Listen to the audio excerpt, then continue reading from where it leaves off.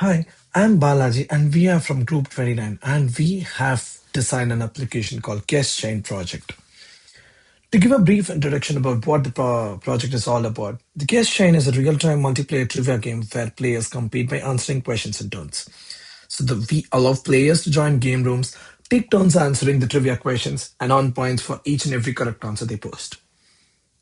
To start off with the initial plan and the features that we decided to implement, we planned for like implementing 14 features, out of which 9 features we have implemented, 9 features, and 5 of it have been foregone. So approximately 65% of whatever we had planned, we just tried implementing the same. So out of which we plan to implement, we implemented user authentication, which covers login, register, wherein the user enters their own credentials to log into the system, the user profile, the game lobby, and also the game screen that the user would be entering into, which would be discussed in the further slides of this presentation. And we have also implemented local notification, which intimates the user to join back the game if they leave the game midway. The challenges that we faced addressing these issues was, to start off with, we faced a real-time sync issues wherein multiplayers turns weren't syncing properly, so we had to resort to Firestore listeners with proper turn index management. The second error or the challenge that we faced was player leaving mid-game. As I mentioned earlier, we resorted to notification system to get this done. And the third part was the main part wherein we faced the challenge of network connectivity. The app was crashing if it encountered a internet connectivity issue. So instead of just crashing the application midway, we decided to throw or alert the user that the user have ran out of internet to continue with the game flow. They have to connect to the internet, and we didn't crash the application midway. And to maintain the source code, to ensure the source code management works fine, we resorted to Git, and we did face a lot of merge conflicts, and Git helped us to resolve all of it. To talk about the non-completed functionalities, we did not try implementing the profile photo upload because we were running out of time, and we also thought it didn't influence much the flow of the application, so we thought we could do that in the future versions. The second feature that I would like to talk about was the private rooms, wherein we had password protected lobbies or game rooms which allowed user to join with just the password that the user have created with. We thought this would limit the scope of the application, wherein the whole motto of this application was a community driven game, and this was not meeting up with the goal that we had, so we decided not to resort to this. And the third part was having a chat in game which allowed user to interact with each other amidst the game. So we thought it was really time consuming, and our focus was just to finish off the code trivia and to get the basics done. So we made sure that it is done, and we thought of pushing it to the further versions of the application. So the rest of the presentation follows the other flow of the application and what we have discussed so far in detail. Thank you. Looking ahead, we have exciting plans for GetChain. We want to introduce a sudden death mode where one wrong answer knocks you out, making the game more intense. We're also planning to expand beyond movie questions and add categories like sports, music, and geography. Players could earn badges for their achievements like win streaks or hitting hands at milestones. We'd love to add a chat feature so people can interact while waiting for their turn. On the technical side, we want to reduce lag for smoother user experience and let users view game history. This project helped me grow a lot as a developer. I got to work with Shift and UI Kit to create the app's interface and figure out how to run API calls in the background so the app stays responsive. Managing user profiles taught me how to keep data consistent across screens.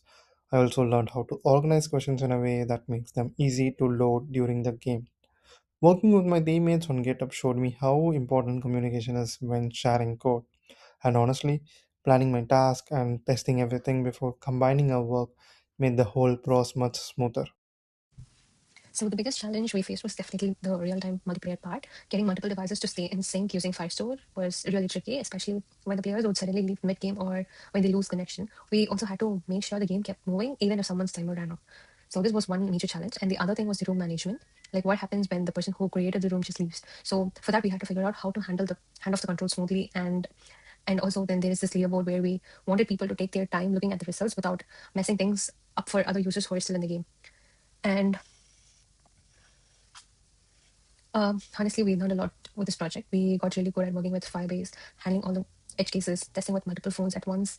And we also learned to think like users, anticipating what could go wrong and making sure the app doesn't crash or act weird when it does. So overall, this project pushed us way beyond just making basic apps. We had to deal with like real problems, keeping everything synchronized, handling the failures, making it feel smooth across all devices. So yes, this project was a little challenging, but it was really rewarding.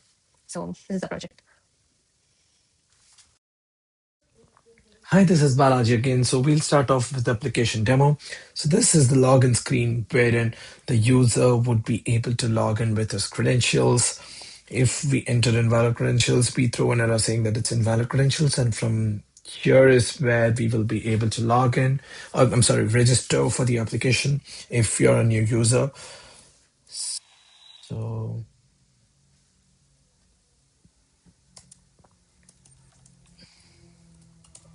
all the field check has been done already. So if you enter invalid fields, the user would be intimated with enough errors. And once registered, the user would be able to log into the screen. So for now, we will log out and then user separate credentials now to check if the login is working fine.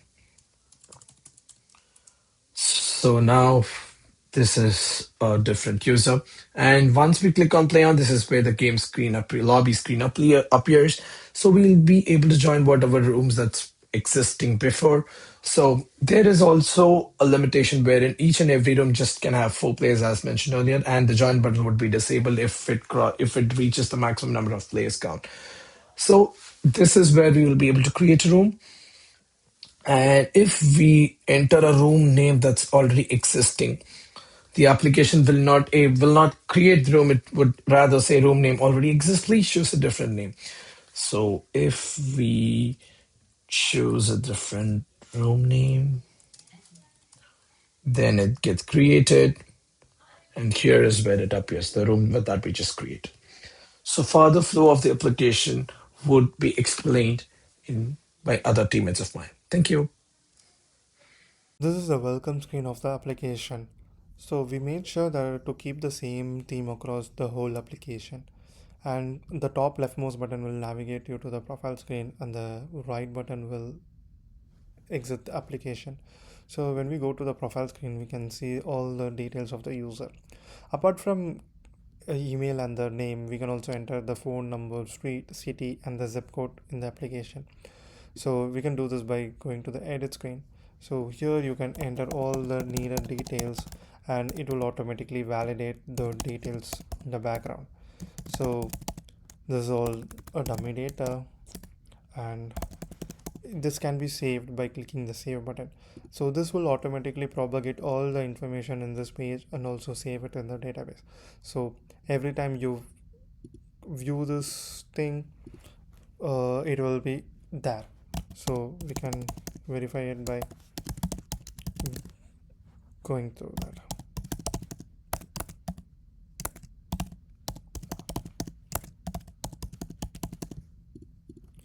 Yeah, as you can see, the details are processing, so it is saved. Now let's take a look at a demo for the game screen and the leaderboard. So these are 3 different user profiles, and let's create a room. Let's say a game, and creating a room, and let's just join. So the game has now started, and the game room will have 5 questions, and each player will have 30 seconds to answer the question. If they didn't answer, their turn will get skipped automatically. So you can see the timer going over here, and it will also display whose turn it is, and this will also go in a round robin way. And so this player's turn will be skipped automatically right now. It got timed out, and it will move to the next player. So let's say the answer is Jurassic Park, and if the answer is correct, it will be shown in green. And if the answer is correct, the next player will get a new question. If the answer is wrong, it will be displayed.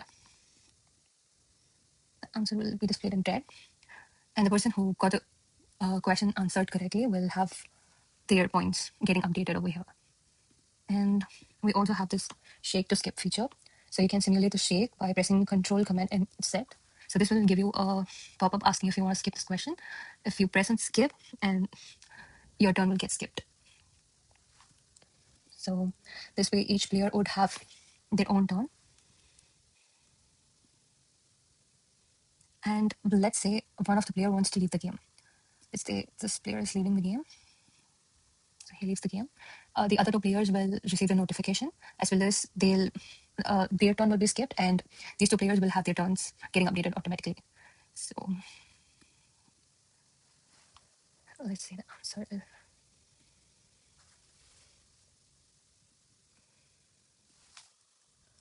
Skip. Let's skip this as well.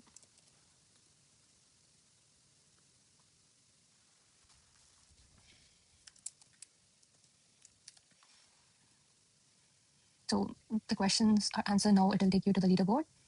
The top three will be shown as with a medal, and the other players will be displayed in the bottom. If there are like 4 or 5 players, their points will be displayed here. Only those in the top three will have their scores displayed over here. So when the player clicks on back to lobby, they can go to the lobby and they'll not see the game room anymore. The room name was game, so it's not being displayed anywhere. So yeah, that's the demonstration of our app. Thank you.